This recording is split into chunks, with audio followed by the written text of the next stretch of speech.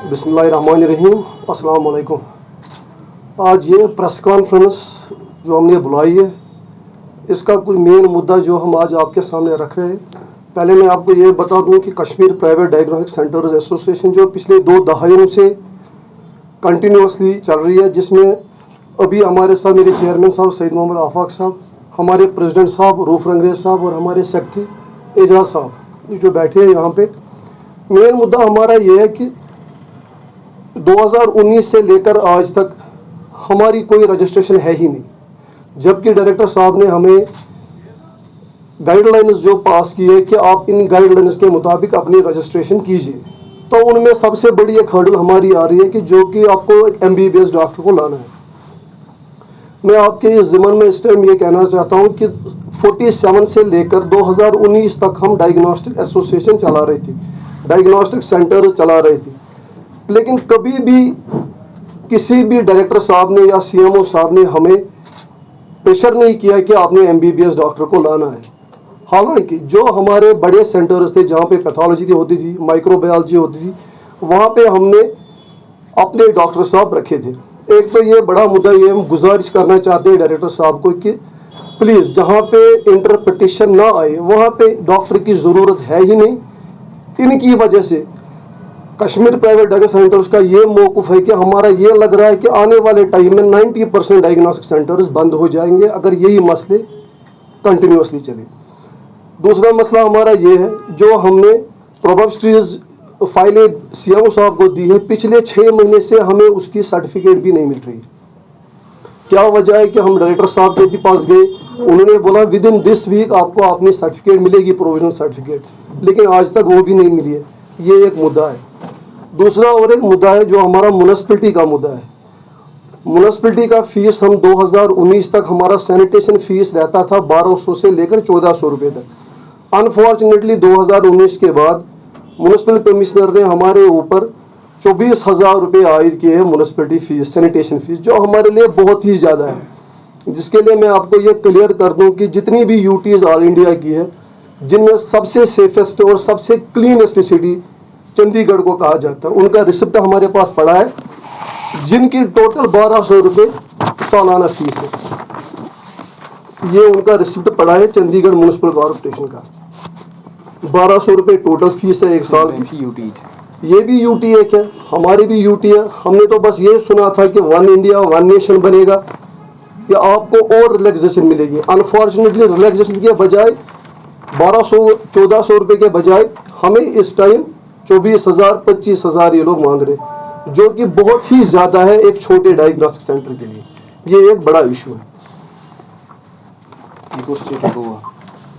ये state Goa state है जहाँ पे 3,000 रुपये टोटल फीस देने पड़ते हैं, जिसमें सैनिटेशन फीस है, ट्रेड टैक्स है, प्लस उनका बोर्ड का जो टैक्स लगता है वो लेकर खाली 3,000 रुपये ईयरली, और हमारा 24,000 खाली सैनिटेशन फीस।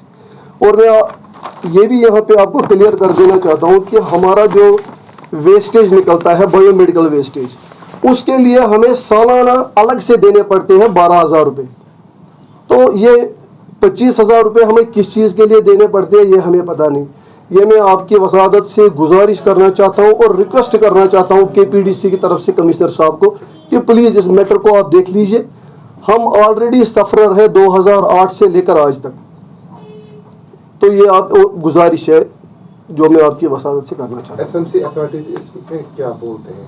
SMC अथॉरिटीज़ के पास हम 1-2 बारी गए तो वहाँ उनका मौक़िफ़ तो यही है, वो कह रहे कि हम आपकी सराउंडिंग को साफ रख रहे, तो उसके लिए आपको देना पड़ता। हमारा तो उनसे यही गुजारिश थी कि मेडिकल शॉप्स है, बाकी एस्टैब्लिश में उनका तो खाली 100 रुपये आप लेते हो एक महीने का, दैट मीन्स 1200 रुपये वो एक साल का दे रहे, तो हमारा 24,000 क्यों है? अब जो हमारा वेस्टेज निकलता है उस वेस्टेज के लिए हमने बायोमेडिकल वेस्टेज के साथ टाई अप किया है पूरे साल के लिए, जिसके लिए हम 12,000 रुपये दे रहे हैं। एक सवाल रहेगा कि as you are heading association right now, तो लोगों की तरफ से कंप्लेंट आती है कि रेट्स में वेरिएशन आता है, कहीं पे टेस्ट करते हैं वहाँ पे अलग रेट होती है, कहीं पे टेस्ट करते हैं रिपोर्ट्स में भी वेरिएशन आती है, कोई टेस्ट करेंगे वहाँ पे अलग रिपोर्ट आती है, कोई टेस्ट करेंगे वहाँ पे अलग रिपोर्ट है। इस हवाले से आपकी एसोसिएशन क्या करेगी? ये चेयरमैन साहब बैठे हैं, ये जी पहले तो मैं आपने जो दो सवाल किए ना, पहले वाले सवाल आपका ये था कि रेट्स वेरिएशन हो रही है। देखिए जी, 2012 में एसोसिएशन, जो हमारी एसोसिएशन थी, हमने पहला जो रेट लिस्ट है वो हमने काम ये किया था, एस्टेब्लिश किया था उस वक्त। तो उसके बाद 2012 में गवर्नमेंट ने भी एक रेट लिस्ट बनाया हुआ था। तो जब ये कंपेयर किया गया तो रेट, जो गवर्नमेंट की रेट्स थी वो ज़्यादा थी हमारी रेट लिस्ट से। तो उस वक्त हम मजबूर हो गए फिर कोर्ट को रुजू करने के लिए, कोर्ट में रुजू करने के लिए, और इस बिना पर कि इनकी रेट्स हमारे से ज़्यादा है तो कोर्ट ने इस पर स्टे लाया और हमारा ये जो है रेट लिस्ट वो तब से वही चल रहा है। उसमें फिर कोर्ट ने उस वक्त ये दिया था, ऑर्डर में ये दिया था गवर्नमेंट को, बोल के ये बोला था कि आप एसोसिएशन की तरफ के 2 बंदे एक कमेटी बना लीजिए, एक तशखीस कीजिए, एक कमेटी जिसमें से आप एसोसिएशन के 2 बंदे भी रखेंगे, तो आपस में मिल बैठ के ये सॉर्ट आउट कर दीजिए। और ये तब से हम गवर्नमेंट को कंटिन्यूसली रिक्वेस्ट कर रहे हैं, रिटर्न भी दे रहे हैं और गवर्नमेंट को कंटिन्यूसली रिक्वेस्ट भी कर रहे हैं कि एक रेट लिस्ट फ्रेम किया जाए। लेकिन पता नहीं गवर्नमेंट के लिए ये शायद बैक पॉकेट में रखा हुआ ये मुद्दा है, उनके लिए ज़्यादा इम्पोर्टेंट मुद्दा है नहीं, तो उन्होंने रेट लिस्ट आज तक अभी फ्रेम नहीं किया। लेकिन हमारी भी जिम्मेदारी है कि ज़्यादा इस पर कुछ थोड़ी सी रोक लगा दी, कुछ इसको शक्ल दी जाए। फिर हमने एक 30 मेंबरान की कमेटी बनाई 2015 में, जिसमें सारे हमारे जितने भी ये फील्ड है, जैसे माइक्रोबायोलॉजी है, बायोकेमिस्ट्री है, पैथोलॉजी है, और डायग्नोस्टिक्स में रेडियोलॉजी है, बाकी सब इमेजिंग है, वो सब कुछ हमने सारे शोबों में से एक कमेटी बनाई, 30 बंदों की कमेटी बनाई। 30 बंदों की कमेटी जब बनाई तो हमने ये देखा कि कंपेयर किया कि आउट स्टेट जो यूटीज़ है या जितने भी स्टेट्स हैं उनके रेट लिस्ट हमने कंपेयर किए और अपना रेट लिस्ट बनाया। अब देख लीजिए आपके, तब हमने ये देखा कि अब मैं एक छोटे से शुगर या एक यूरिन की मिसाल देता हूँ। यूरिन में बहुत सारे ऐसे टेस्ट हैं जो हज़ारों में भी होते हैं, हज़ारों में मतलब जिसके 5000 भी लगते हैं, 3000 भी लगते हैं, 2000 में। मैं छोटी सी एक रूटीन टेस्ट की बात करता हूँ। रूटीन टेस्ट में हमने यहाँ पे हमने जब देखा बाहर के स्टेट्स के रेट लिस्ट कंपेयर किए तो 120 से लेके, ये 2012 की 15 की बात मैं कर रहा हूँ, तब 120 से लेके 300 रुपए तक लिया जाता था यूरिन का, ये पेमेंट ली जाती थी एक पेशेंट से। किसी स्टेट में 120, किसी स्टेट में 280, और इसी के बीच में ये थे। तो हमारी जो कमेटी है इन्होंने ये सोचा कि पिछले 30 सालों से यहाँ की जो आवाम है बहुत पिछड़ी है, हमारी बहुत गरीब आवाम है और ये है, तो इन पर एक रहम होना चाहिए। हमने इसी टेस्ट का यहाँ पे 50 रुपये रेट रखा, 50 रुपये रेट रखा। तो अब वही तब से और आज तक वो रिवाइज नहीं हुआ, वो रेट लिस्ट रिवाइज नहीं हुआ, वही 50 रुपये आज भी लिया जाता है। अब मसला यह है कि वेरिएशन कैसे होता है। तब से लेके आज तक अब बाहर की बहुत सारी जो कॉर्पोरेट लैब्स है, बाहर की जो लैब्स है, उन्होंने यहाँ पे अपने एस्टेब्लिशमेंट्स खड़े करके, यहाँ पे अपने कलेक्शन सेंटर्स खड़े करके, कुछ तो यहाँ पे भी प्रोसेस करते हैं, कुछ यहाँ पे सिर्फ कलेक्ट सैंपल्स करके, उनकी अपनी अपनी रेट्स है, उनकी अपनी अपनी रेट्स है। वो अपने हिसाब से, मतलब कोई 120 लेता है, कोई 100 रुपया लेता है, कोई 80 लेता है। लेकिन जो हमारे अंडर जितने भी लोग हैं, हमारे अंडर जितने भी लोग हैं, इसमें तकरीबन मुझे लगता है तकरीबन 2400 लैब्स है, डायग्नोस्टिक सेंटर्स है जो इसके अंडर काम, वो बिल्कुल इसी पे कायम दायम है। अब एक और ऐड हो गया इसमें, एड ऑन हो गया इसमें एक और मसला। अब यहाँ पे ट्रस्ट्स आ गए, ट्रस्ट जैसे कि बहुत सारे ट्रस्ट आ गए, मैं नाम नहीं लेना चाहूँगा, और NGOs आ गए। उन्होंने ये सोचा कि पिसी हुई आवाम है, इनके लिए भी कुछ राहत होनी चाहिए, तो उन्होंने अपने डायग्नोस्टिक सेंटर्स ओपन किए। उन्होंने नो लॉस नो गेन पे काम करना शुरू किया, नो लॉस नो गेन पे काम करना शुरू किया।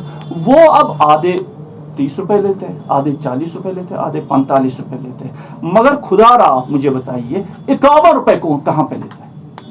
अगर आप मुझे ये प्रूव करके देंगे कि कोई लैब वाला 1 रुपया एक्स्ट्रा लेता है यूरिन टेस्ट का या किसी भी टेस्ट का, अदर देन वो जो बाहर की लैब्स है उनको छोड़ के, मैं अपने यहाँ की लैब्स की बात कर रहा हूँ। आप मुझे ये प्रूव करके दीजिए कि 1 रुपया कौन ज्यादा लेता है, कम लेता है। यहाँ पे लोगों को जागरूक होने की जरूरत है, यहाँ पे लोगों को ये समझने की जरूरी, एक मोस्ट इंपॉर्टेंट ये पॉइंट है। ये जो कंफ्यूजन है, कहीं पे 30 रुपए लेते हैं, कहीं पे 40 रुपए लेते हैं, कहीं पे बराबर 50 रुपए लेते हैं।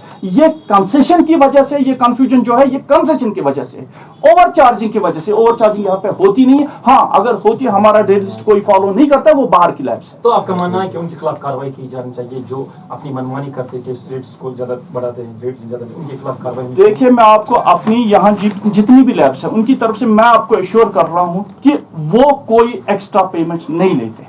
अब जो बाहर के लैब्स हैं नहीं, उन कोविड के दौरान भी काफी शिकायतें आई थी, कहीं पे जो कोविड टेस्ट किया गया, कहीं पे एक रेट ली गई, दूसरी जगह पे दूसरी रेट ली गई। यहाँ के जो उसमें भी जो कश्मीरी हॉस्पिटल्स है वहाँ पे भी शिकायतें आई। एग्जैक्टली उसमें भी कंफ्यूजन है। उसमें कंफ्यूजन ये है कि ये जो कोविड पीसीआर होता है दो टाइप्स का होता है। इसमें गवर्नमेंट ने जब स्टार्ट ये हुआ था तो पीसीआर, कोविड पीसीआर जो था उसमें 4800 रुपीज़ पहले जब स्टार्ट हुआ था, जब ये पहले टेस्ट इंट्रोड्यूस किया गया, तब 4800 रुपीज़ इसकी रेट रखी गई थी। फिर एट ए टाइम जब ये बढ़ गया, कोविड बढ़ गया, तो गवर्नमेंट ने इस पर स्लैब लगा के 2400 कर दिया। इसमें दूसरा किस्म जो होता है वो नेट का होता है, नेट टाइप का होता है, वो दूसरे टाइप का होता है, ट्रू नेट उसको बोलते हैं, वो दूसरे टाइप का होता है। उसमें फिर उसमें 2000 रुपीज़ रेट गवर्नमेंट ने ये फिक्स की हुई थी। लेकिन फिर किसी कॉर्पोरेट ने गवर्नमेंट को ऑफर दे के इसकी रेट कम करके फिर गवर्नमेंट ने एक और ऑर्डर निकाला कि इसमें 400 रुपया लिया जाए। जबकि ट्रूनेट टाइप जो होता है, जो उस मेथड के हिसाब से होता है, उसमें कोई ये कम नहीं किया गया, उसकी रेट कोई कम नहीं है। अब ये लोगों को पता नहीं है कि एक जगह कौन सा मेथड होता है, दूसरी जगह कौन सा मेथड होता है। जहाँ पे पीसीआर होता है, पीसीआर होता है, वहां पे 400 दिया जाता था, और जहां पे ट्रूनेट पीसीआर ट्रूनेट होता था वहां पे वो 2000 नहीं, वो 1600 ही लेते थे, वो 1600 ही लेते थे ज्यादा। मैं ये आपकी वसादत से लोगों को भी और गवर्नमेंट को भी और अथॉरिटीज को भी ये वाज़ह करना चाहता हूँ, जो भी यहाँ पे लोगों में शिकायत है कि एक जगह पे ज्यादा लेते हैं, एक जगह पे कम लेते हैं, इसमें सिर्फ दो वजह है। एक वजह कि जो यहाँ के लोकल एप्स है वो कंसेशन करते हैं, कंसेशन की वजह से कंफ्यूजन प्रोसीजर कंसेशन कर। दूसरा, जो बाहर की लैब्स है उनकी अपनी रेट्स फिक्स हुई है, वो हमारे से ज्यादा हो सकती है, लेकिन उन पे कोई असर नहीं, उन पे कोई कार्रवाई होती नहीं है। उसका वो क्या गवर्नमेंट उसके खिलाफ क्या करना चाहती है वो उन तक है। हम तो बस इतना अपने यहाँ से अपने जितने भी एसोसिएशन के साथ वाबस्ता जितने भी डायग्नोस्टिक सेंटर हैं उनके माध्यम से अपने रेट्स पे फॉलो करते हैं। हाँ, कंसेशन करते हैं, ज्यादा कोई नहीं देता। यानी कि सर ऐसे भी लैब्स हैं जो मनमानी करते हैं, मनमानी आप बता दीजिए। मनमानी रेट ज्यादा लेती है। रेट लिस्ट के अगर रेट लिस्ट आप देखिए, आप बात सुनिए, हर किसी लैब में रेट लिस्ट टंगा हुआ होता है। आप जो भी रेट लिस्ट उससे ज्यादा, जो भी रेट उससे ज्यादा चार्ज करता है, उनको चाहिए कि पेशेंट्स को चाहिए कि पहले रेट लिस्ट चेक करें।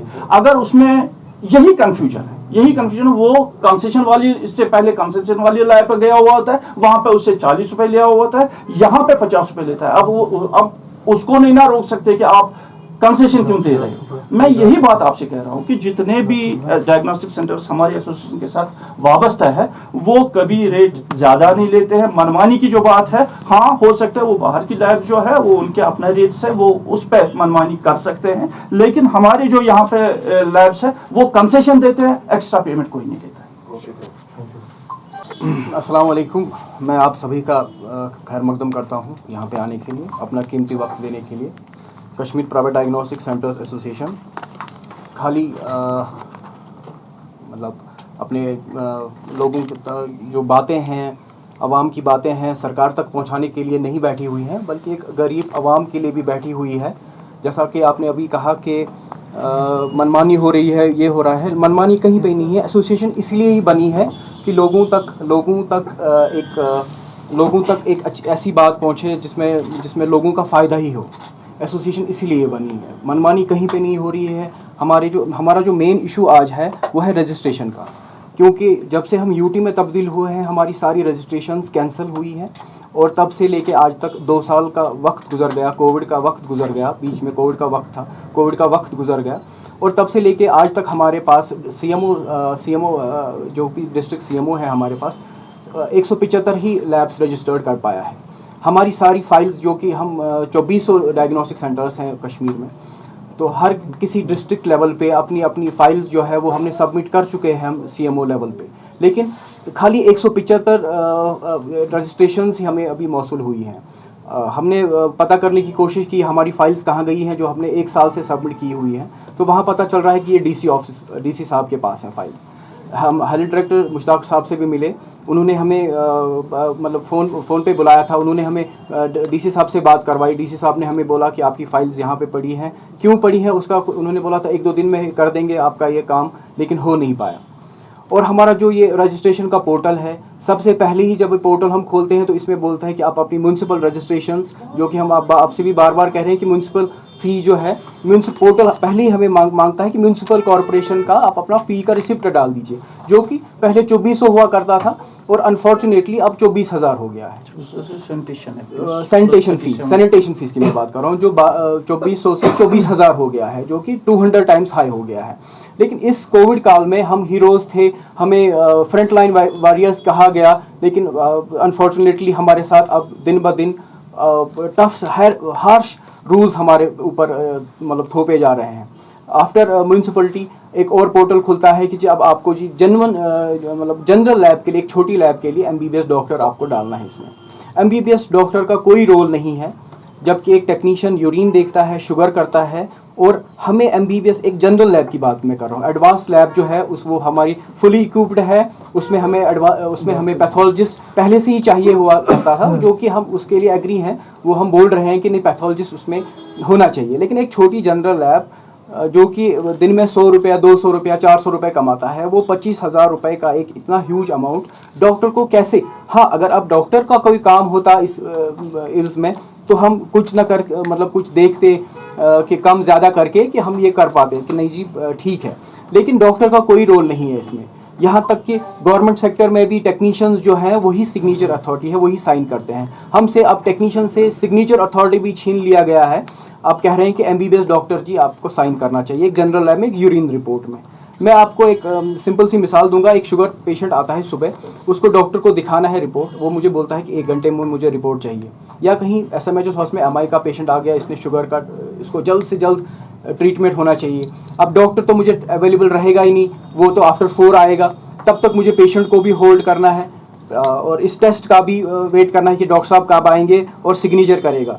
तो ये खाली ये जो सिग्नेचर मतलब रह जाता है, ये खाली फिर आप वो तो फिर हमें वो तो आने वाले नहीं है, वो तो खाली इलेक्ट्रॉनिक सिग्नेचर देंगे जो कि हम उस पर छाप देंगे। तो जब वो इलेक्ट्रॉनिक सिग्नेचर अपना देगा खाली छापने के लिए, तो फिर फ़ायदा क्या है ऐसा एमबीबीएस। हाँ, जिस पे इंटरप्रिटेशन है, जहाँ पे पैथोलॉजिस्ट की ज़रूरत, ये नहीं कह रहे हैं कि वहाँ वो भी टेक्नीशियन करेगा, लेकिन जैसे भी पहले से आज तक होता आया है कि आज तक सिग्नेचर टेक्नोलॉजिस्ट ही करता था, ऐसा मतलब यही हम सरकार से गुजारिश करते हैं कि एटलीस्ट थोड़ा सा हमारी तरफ भी देखा जाए। हम कोविड में भी बहुत मतलब आगे आए थे, फ्रंट लाइन वॉरियर्स, हमने जानें भी गंवाई हैं अपने, कहीं महीनों तक हम घर भी नहीं गए हैं।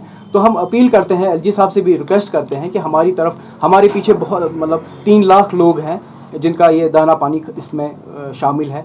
हम गुजारिश करते हैं कि इस डायरेक्टर हेल्थ साहब से भी गुजारिश करते हैं, एक रेट लिस्ट फ्रेम हो हमारे लिए भी और आवाम के लिए भी राहत महसूस हो कि ये जो सर ने भी कहा कि अभी कि अगर हम एक रेट लिस्ट फ्रेम हो जाता तो उस पर हम उस पर ओबे करते हैं, अगर उस पर कोई ओबे नहीं करता है तो उसकी जिम्मेदारी एसोसिएशन लेगी। Thank you.